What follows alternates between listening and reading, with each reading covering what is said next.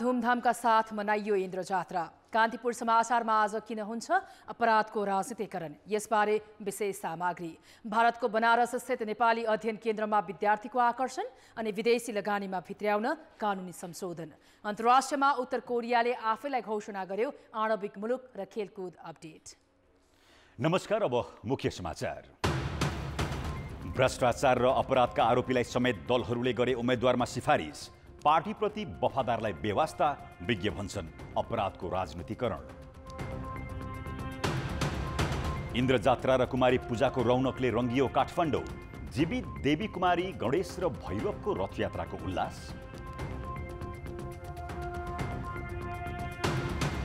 Corona र डेंगीसँगै थपियो कालाजार र scrub टाइफसको जोखिम।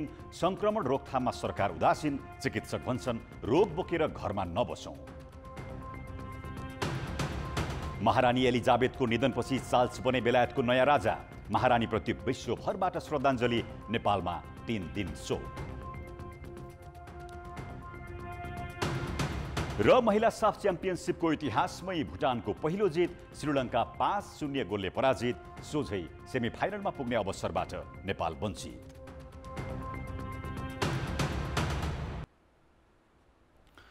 काठमाडौँ उपत्यकाको ऐतिहासिक तथा सांस्कृतिक पर्व इन्द्र जात्रा आज हर्षोल्लासपूर्वक मनाइएको छ। कोरोनाका कारण यसअघिका वर्षहरूमा खुलेर मनाउन नपाएका उपत्यकावासी आज इन्द्र जात्राको उमङ्गमा सहभागी भए।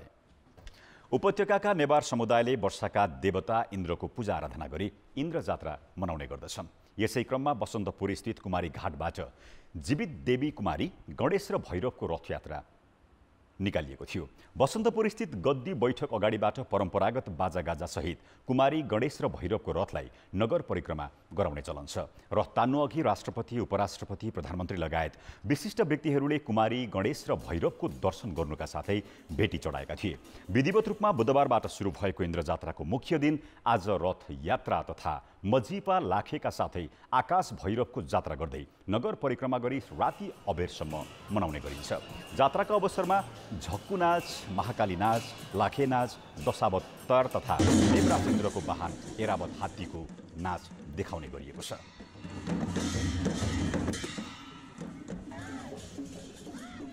हजारौं दर्शक सहभागी हुने कुमारीको खट आज तल्लो टोलको हनुमान ढोका क्षेत्र हुँदै मरुटोल, भीमसेन स्थान, कोहिती, हिउमत, लगन, जहावाहा, अटको नारायण हुँदै पुनः हनुमान ढोका दरबार क्षेत्र ल्याउने गरिएको छ। कुमारीको रथ यात्रा हुने सबै मार्गमा रहेका देव देवीहरूको मन्दिर अगाडि सम्यबजी चढाउनुका साथै दबु अनुसार फरक फरक नाच प्रदर्शन गरिएको छ। देशकै पुरानो सांस्कृतिक पर्व मानिने इन्द्र जात्रा सांस्कृतिक उत्सवका रूपमा 8 दिनसम्म हर्षोल्लासका साथ मनाउने गरिएको छ। काठमाडौँ महानगरपालिकाको निम्तोमा आएका विदेशी पाहुनाले पनि जात्राको अवलोकन गरेका छन्। इन्द्र जात्रामा विशेष महत्त्व कुमारीको रथ यात्रालाई दिने गरिएको छ। तलेजु भवानीको स्वरूप राज्यकै देवीको रूपमा पुजिने जीवित देवी कुमारीलाई बसन्तपुर स्थित कुमारी घरमै राखिने भए पनि इन्द्र जात्राका बेला 4 पटक बाहिर निकाल्ने गरिएको छ। शाक्य वा वज्राचार्य कुलकी 32 लक्षण युक्त दुधे दाँत नफेरिएकी कन्यालाई तलेजु भवानीको स्वरूप मानेर कुमारी स्थापना गर्ने चलन छ। तलेजुका पुजारी, चिरायदार परिवार, गुठी संस्थान, पञ्चाङ्ग निर्णायक समिति र काठमाडौँका 18 महाविहारले धार्मिक विधि अनुसार राष्ट्रको योगसँग मेल खानेलाई कुमारी छान्ने चलन छ। शाक्य कुलको यो वंशबाट यो सेलिब्रेट हुन्छ। यो शाक्य वंश भन्दाखेरि यो बुद्धिस्टतिर पर्छ, तर कुमारी चाहिँ हाम्रो हिन्दू गडेस, हिन्दू परम्परा अनुसारमा पर्छ। त्यसको मतलब नेपालमा चाहिँ हाम्रो हिन्दू र बौद्धको सम्मिश्रण छ, कुनै त्यसमा विवाद छैन भन्ने पनि एउटा यसले चाहिँ सन्देश दिएको छ। काठमाडौँको बसन्तपुर स्थित कुमारी घरमा राखिने कुमारीलाई वर्षमा 13 पटक मात्रै बाहिर ल्याइन्छ। त्यसैमध्ये इन्द्रध्वजा उठाउँदा र इन्द्र जात्राका 3 दिन कुमारीलाई रथ यात्रामा निकालिन्छ। जीवी देवी कुमारीको दर्शन गरे मनोकामना पूरा हुने मात्र नभएर शक्ति र सुरक्षा प्राप्त हुने जनविश्वास छ।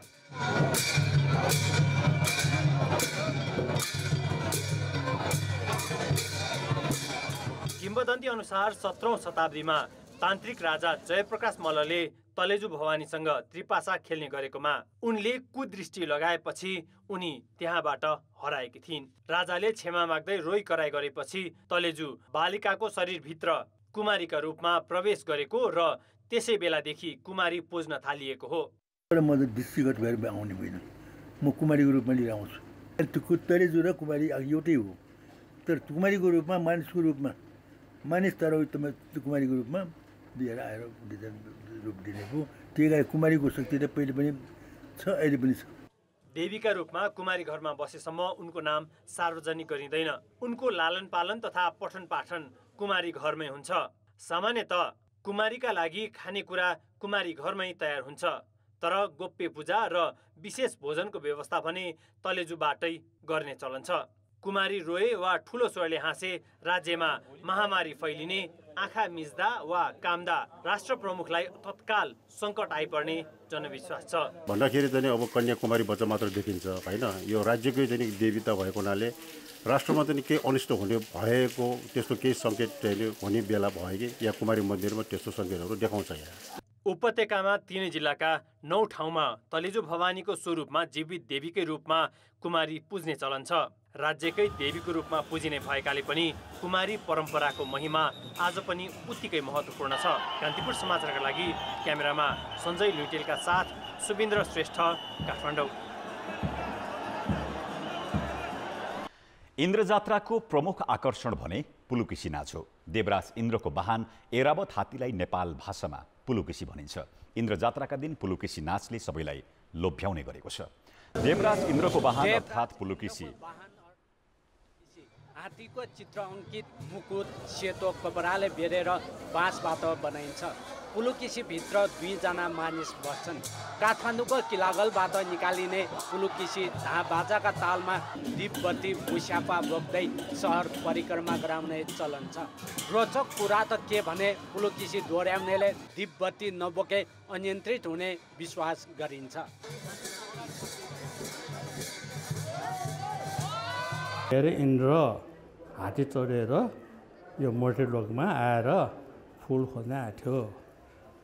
फुल खोज्न आउने क्रममा यो किलागटवामा हात्ती बाँधेर अनि ऊ चाहिँ फुल खोज्दै हिँडेछ। फुल खोज्दै हिँड्दै गरेर अनि मरुटोल हो के भो ख्यो के भो भन्ने ठाउँमा फुल भेटायो। पौराणिक कथन अनुसार देवराज इन्द्रकी आमा वसुन्धरालाई व्रत पूजाका लागि पारिजातको फुल टिप्न आएका इन्द्रले हात्तीलाई किलागलमै छोडेर गएका थिए। आफू रूप बदलिएर फुल टिप्दै गर्दा चोर भनी समातिएपछि उनलाई खोज्दै निस्केका पुलुकिसीलाई युवाहरूले झिस्क्याउँदै दोहोऱ्याएको प्रसङ्ग दोहोरिएको छ। त्यसै बेलादेखि इन्द्र जात्राका अवसरमा पुलुकिसी नाच देखाउने चलन भएको मानिन्छ।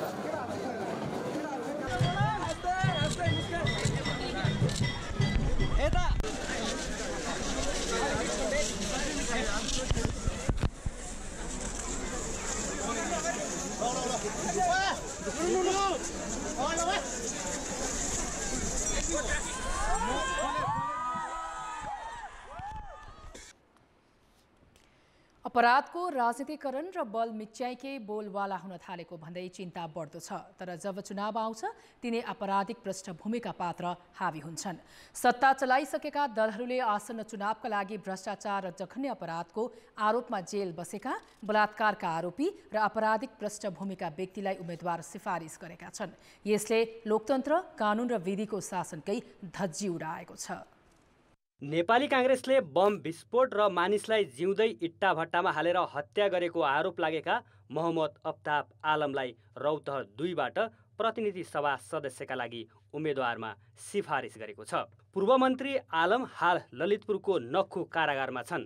त्यस्तै भ्रष्टाचारको मुद्दा खेपिरहेका काङ्ग्रेस नेता तथा पूर्व मन्त्री विजय कुमार गच्छेदार सुनसरी 2बाट सिफारिस भएका छन्। बालुवाटारको ललिता निवासको जग्गा व्यक्तिको नाममा सार्न संलग्न रहेको आरोपमा गच्छेदारमाथि अख्तियारले विशेष अदालतमा मुद्दा हालेको छ। व्यक्ति हत्यामा दोषी ठहरेका राजेन्द्र बहादुर गोर्खालीलाई सिन्धुपाल्चोक 2बाट तथा आपराधिक पृष्ठभूमिका गणेश लामा काभ्रे 1खबाट उम्मेदवारमा सिफारिस भएका छन्। के लोकतन्त्र र विधिको शासनमा यस्तै हुन्छ त? केही राजनीतिक दलको आफ्नो एउटा निश्चित सामाजिक जिम्मेवारीहरू हुन्छ, आम जनताको अपेक्षाहरू हुन्छ। त्यसो कसीमा पनि दल खरो उत्रनुपर्छ। यो सबै कुराहरूको आधारमा हामी मापदण्ड बनाउँछौँ। त्यो मापदण्ड बनाएपछि बल्ल अनि हाम्रो छलफल सुरु हुन्छ। त्यसैले अहिले तल्लो कमिटीहरूले पठाएको कुरा के छ के छैन भन्ने कुरा चाहिँ औपचारिक रूपमा त हामीले अब बल्ल त्यो सब एक ठाउँ सङ्कलन गरेपछि यसलाई खोल्ने हो। हामी मापदण्ड बनाएर हामीले गरेको निर्णयहरूको हामीले कम्तीमा चाहिँ यो निर्णय यस कारणले गर्दा गऱ्यौँ, यसको आधार यो भनेर भन्न सक्ने कुरा नभइकन हामी कुनै पनि निर्णय गर्दैनौँ। मङ्सिर 4 गतेकै निर्वाचनको लागि नेकपा एमाले मुगुले पूर्व मन्त्री मोहन बानियालाई प्रतिनिधि सभामा सिफारिस गरेको छ। उनीमाथि जबरजस्तीकरणीको आरोपमा मुद्दा चलिरहेको छ। एमाले गुण्डा नाइके भनिने चक्रे मिलन अर्थात् मिलन गुरुङलाई गोर्खा 2बाट प्रतिनिधि सभामा सिफारिस गरेको छ। हामीले उम्मेदवार बनाउँदा प्रचलित कानुन, पार्टीको विधान र आम जनताको पर्सेप्सनलाई ध्यानमा राखेर सुशासनका आम मान्यताहरूलाई केन्द्रबिन्दुमा राखेर हामीले निर्णय गर्छौँ। भ्रष्टाचार र अपराधमा मुछिएका व्यक्तिहरू अधिकांश दलमा हर्ताकर्ता देखिन्छन्। माओवादी केन्द्र, जसपा, एकीकृत समाजवादीदेखि अरू दलमा समेत त्यस्ता पात्र छन्। मसलवालाहरू चाहिँ चुनाव जित्न सक्छन् भन्ने धारणाबाट काम गर्ने गरेका छन्। यो चाहिँ सभ्य र सुसंस्कृत लोकतन्त्रको गुण चाहिँ होइन।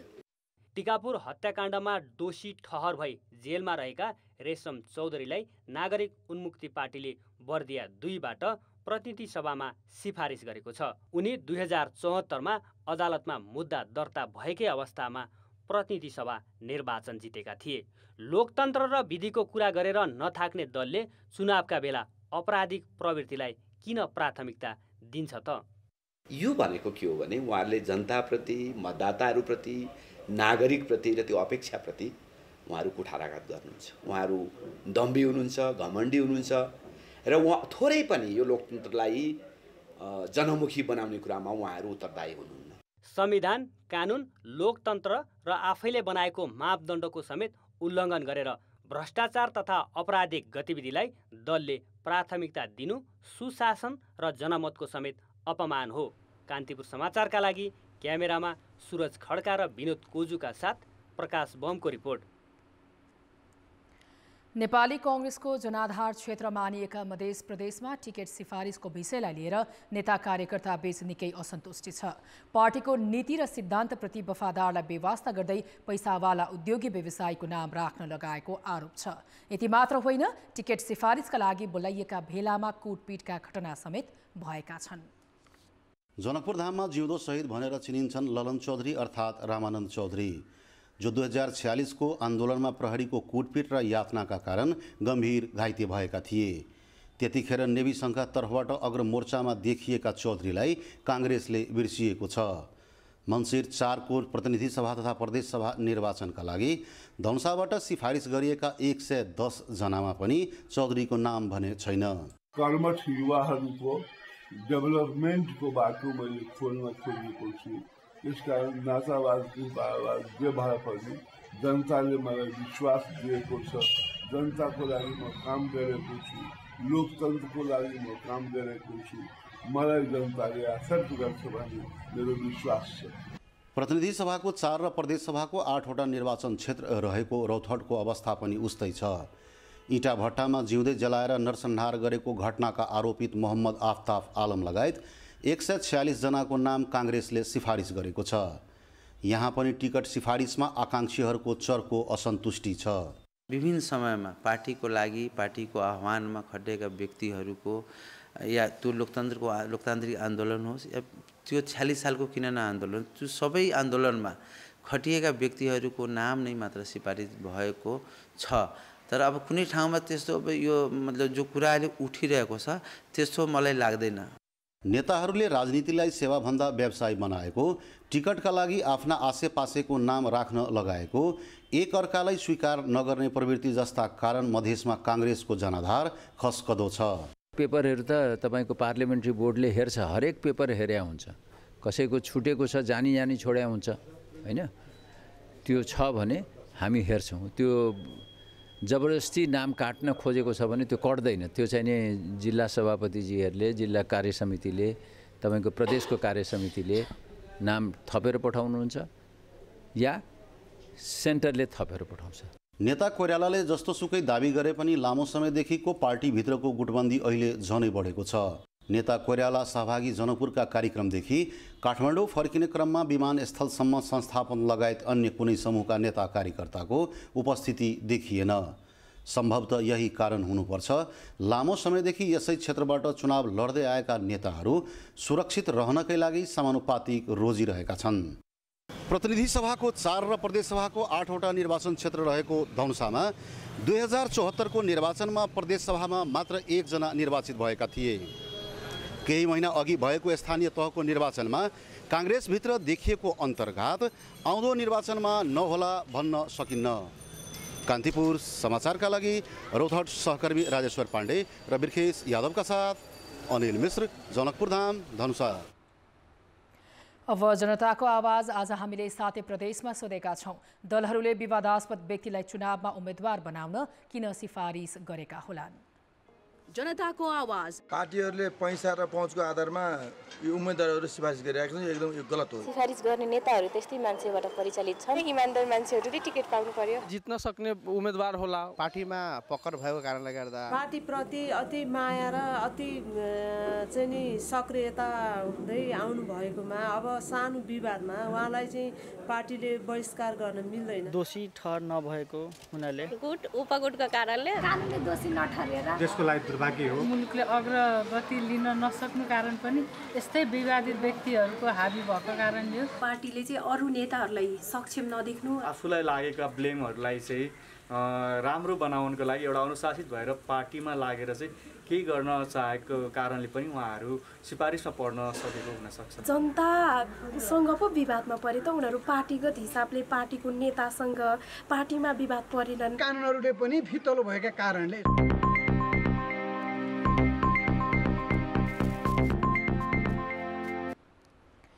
प्रतिनिधि सभा तथा प्रदेश सभा सदस्यको सिट बाँडफाँडका लागि सत्ता गठबन्धनका शीर्ष नेताहरूको बैठक आज पनि बस्न सकेन।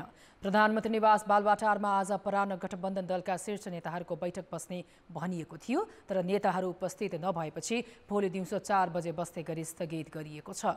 प्रधानमन्त्री शेरबहादुर देउवा व्यस्त र माधव कुमार नेपाल र उपेन्द्र यादवले राजधानी जानु परेको भन्दै बैठक भोलिसम्मका लागि स्थगित गरिएको हो।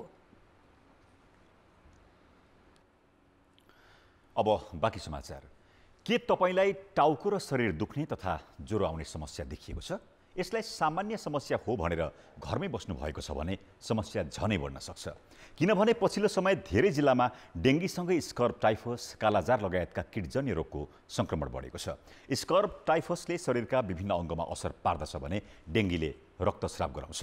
जापानिज इन्सेफेलाइटिसले मस्तिष्कमा नकारात्मक असर पार्दछ। कालाजारले भने बोन म्यारोमा असर पार्नुका साथै रोग प्रतिरोधात्मक क्षमता कम गराउने भएकाले सचेत हुन चिकित्सकले सुझाव दिएका छन्। पछिल्लो समय धेरै मानिसलाई उच्च ज्वरोको समस्या देखिएको छ। ज्वरोसँगै टाउको, शरीर र पेट दुख्ने लगायतका समस्या लिएर अस्पताल पुग्नेहरू पनि धेरै भेटिन्छन्। 3 दिनदेखि मलाई यहाँ अलि जिउहरू छातीहरू दुखेको हुनाले म यहाँ उपचार गर्न आएर पहिला लुगाखोकी लाएर नि निको भयो होइन, अनि त्यसपछि फेरि दोहोऱ्याएर ज्वरो आयो कि हप्ता दिनसम्म ज्वरो आएको गऱ्यो। अनि त्यहाँ जचाउँदाखेरि चाहिँ टाइफाइड नि छ भने देखाएन, अनि यहाँ केही छ समस्याहरू छ भनेर देखाउन आएको। यस्ता समस्या लिएर अस्पताल पुग्ने धेरैमा डेङ्गीको संक्रमण देखिने गरेको छ। त्यसबाहेक स्क्रब टाइफस, कालाजार, मलेरिया लगायतका कीटजन्य रोगको संक्रमण पनि देखिने गरेको चिकित्सक बताउँछन्। अहिले अब स्क्रब टाइफस त्यसपछि डेङ्गी अब भइहाल्यो, त्यसपछि फ्लूको भयो, अनि कोरोना भाइरस, यो सबै कुरा एकदम मिक्सअप भएर आइरहेको छ। अनि यो सबै देखिने क्रम अहिले पनि जारी छ। त्यसले गर्दाखेरि लक्षणहरू धेरै एकअर्कासँग मिल्दोजुल्दो छ। नेपालमा साउन 16 गते यता मुसामा पाइने किर्नाको संक्रमणबाट हुने स्क्रब टाइफसका 584 जना संक्रमित भेटिएका छन्। यसैगरी भुसुनाको टोकाइले हुने कालाजारबाट 30 जना संक्रमित भएका छन् भने 75 जनामा लामखुट्टेको टोकाइले हुने मलेरिया पुष्टि भएको एपिडेमियोलोजी तथा रोग नियन्त्रण महाशाखाले जनाएको छ। यता यो सिजनमा मात्र 45 जनामा जापानिज इन्सेफ्लाइटिसको समस्या देखिएको छ। यसको संक्रमणबाट 3 जनाको त मृत्यु नै भइसकेको छ। यस्तै 1.5 महिनामा 5822 जनामा डेङ्गी संक्रमण देखिएकोमा 4 जनाको मृत्यु भएको छ।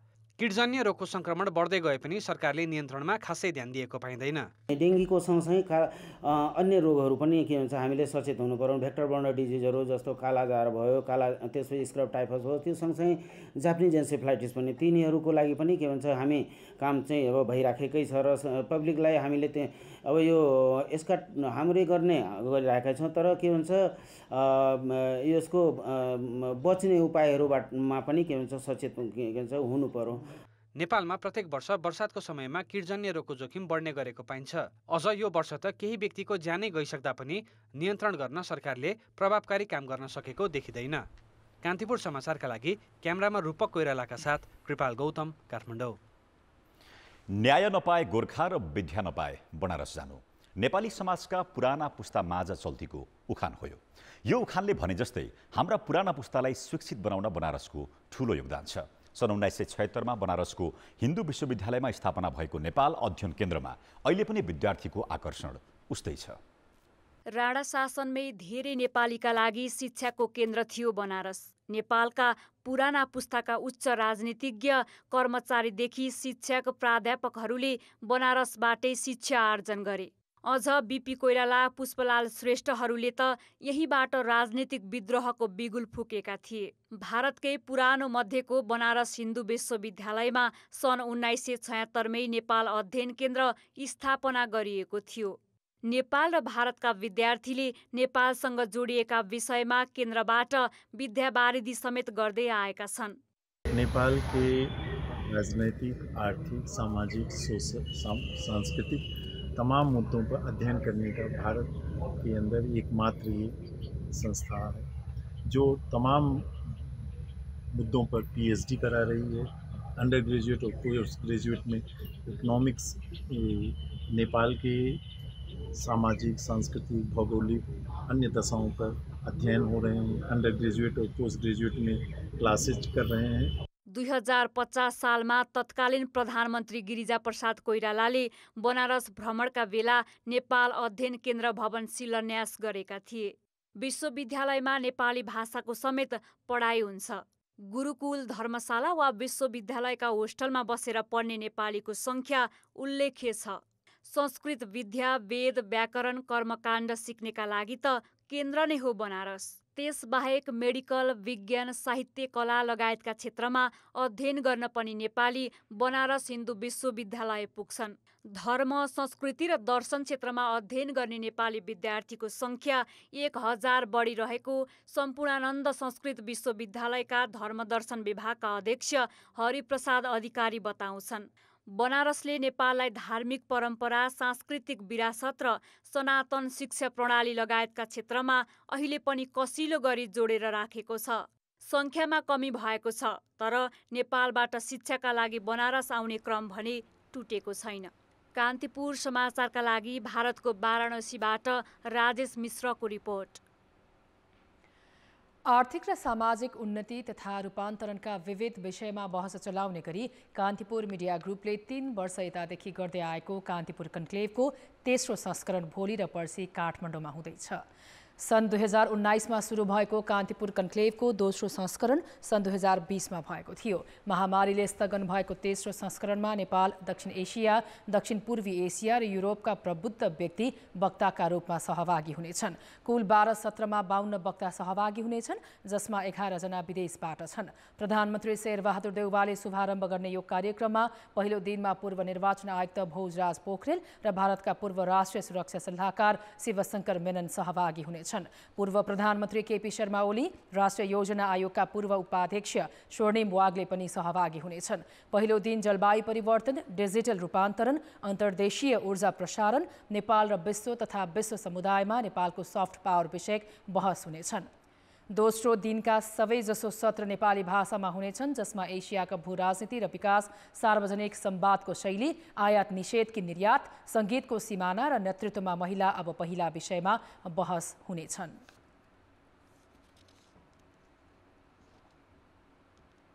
अर्थ र विकास। सरकारले विनिमय दरको उतार-चढावबाट सृजना हुने जोखिम व्यवस्थापन सुविधा दिने सम्बन्धी हेजिङ नियमावली 2070 संशोधन गरेको छ। विदेशी मुद्रामा गरेको ऋण लगानी फिर्ता गर्दा जुन विनिमय दरमा बैंकमा जम्मा गरेको हो, सोही दरमा सावा र ब्याज भुक्तानी गरी लगानी फिर्ता गर्नु नै हेजिङ हो।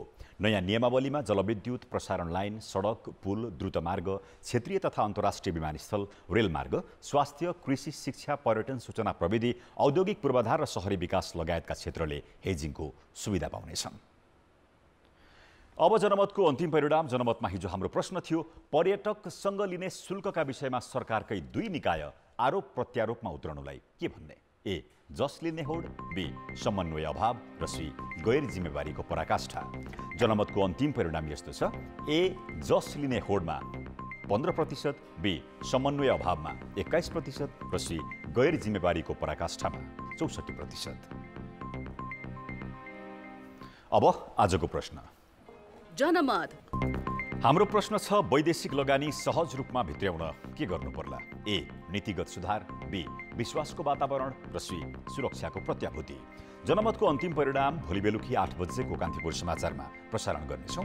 कृपया न्युज स्पेस ए, बी वा सी टाइप गरी 34001 मा एसएमएस गरी आफ्नो मत व्यक्त गर्नुहोला। बैंकिङ क्षेत्रमा लगानीयोग्य रकम अभाव भएपछि त्यसको असर सहकारीमा पनि परेको छ। बचतकर्ताले मागेका बेलामा रकम फिर्ता गर्न नसकेपछि सहकारीहरूले ऋणीमाथि कडाई गर्न थालेका हुन्। सहकारीले सार्वजनिक सूचना नै जारी गरेर ऋण तिर्न ताकेता गरेका छन्। ललितपुरको लालीगुराँस बहुउद्देश्य सहकारी संस्थाले सृष्टि राणालाई 21 दिनभित्र ऋण चुक्ता गर्न भनेको छ। सूचनामा राणाले दिएको ऋणको जमानत विनय रावल बसेको उल्लेख छ।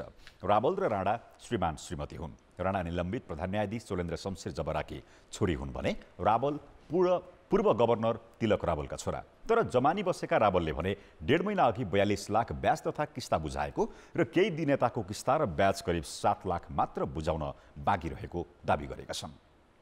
खेलकुद समाचार। कान्तिपुर खेलकुद समाचारमा स्वागत छ। भुटानले महिला साप च्याम्पियनसिपको इतिहासमा पहिलो जित हात पारेको छ। नेपालमा जारी सापको 6औं संस्करणमा भुटानले श्रीलङ्कामाथि 5-0 गोलको शानदार जित दर्ता गरेको हो। दशरथ रङ्गशालामा समूह बी अन्तर्गत भएको खेलमा भुटानले पहिलो हाफमा 1-0 गोलको अग्रता बनाएको थियो। पहिलो हाफ सकिन 3 मिनेट बाँकी रहँदा नामड्याल डेमाले गोल गरेकी थिइन्। दोस्रो हाफमा पनि उत्कृष्ट लयमा देखिएको भुटानले श्रीलङ्कामाथि 4 गोल थप्यो। श्रीलङ्काले आजको खेल जितेको खण्डमा भुटान प्रतियोगिताबाट बाहिरिने थियो भने नेपाल 1 खेल अघि नै सेमिफाइनल प्रवेश गर्ने थियो। भुटानले आफ्नो पहिलो खेलमा आयोजक नेपालसँग 4-0 गोलको हार बेहोरेको थियो। अब सोमबार हुने खेलमा श्रीलङ्काले नेपालसँग पराजय बेहोरे भुटान इतिहासमा नै पहिलो पटक समूहचरण पार गरी सेमिफाइनलमा स्थान बनाउन सफल हुनेछ। भोलि समूह ए अन्तर्गत बङ्गलादेश र पाकिस्तान भिड्नेछन् भने भारत र मालदिभ्स बीच प्रतिस्पर्धा हुनेछ। साफ अन्डर 17 च्याम्पियनसिपमा नेपालले भारतलाई 3-1 गोलले हराएको छ। यो जितपछि नेपाल समूह विजेताका रूपमा सेमिफाइनल प्रवेश गरेको छ। श्रीलङ्कामा जारी प्रतियोगितामा भएको खेलमा नेपालले 1-0 गोलले पछि परेको अवस्थामा खेलमा कमब्याक गरेको हो। यो सँगै नेपाल समूह बी को विजेता र भारत उपविजेताका रूपमा सेमिफाइनल प्रवेश गरेका छन्। अस्ट्रेलियन क्रिकेट लेजेन्ड ब्रेडलीले नेपाल T20 लिग खेलाडीका लागि ठूलो एक्सपोजर भएको बताएका छन्। नेपाल क्रिकेट संघ क्यानले तीव्र गतिका लेजेन्ड बलर ब्रेडलीलाई T20 लिगको मेन्टरका रूपमा नियुक्त गरेको हो। काठमाडौँमा आज आयोजित कार्यक्रममा ब्रेडलीले नेपाली क्रिकेटरसँग जोडिन पाउँदा खुसी लागेको बताएका छन्। उनले यो लिगमा प्राप्त हुने प्रशिक्षण र मेन्टरसिपबाट नयाँ खेलाडीले सिक्ने मौका पाउने उल्लेख गरे।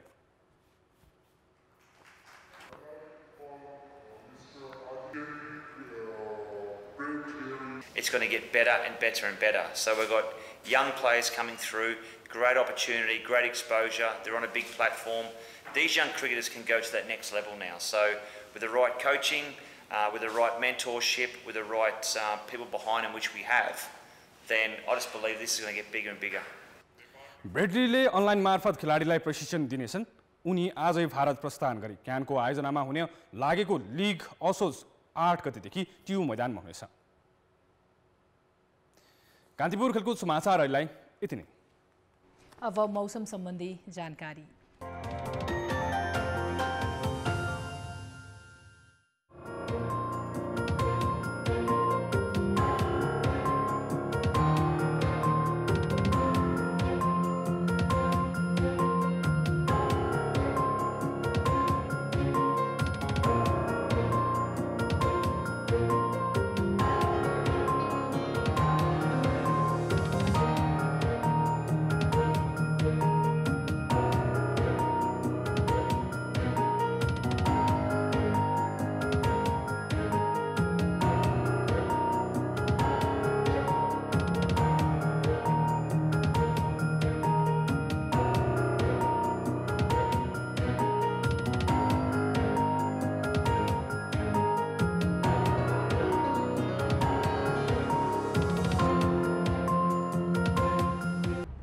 कान्तिपुर समाचार अहिलेलाई सकियो। कान्तिपुर टेलिभिजन हेर्दै गर्नुहोला।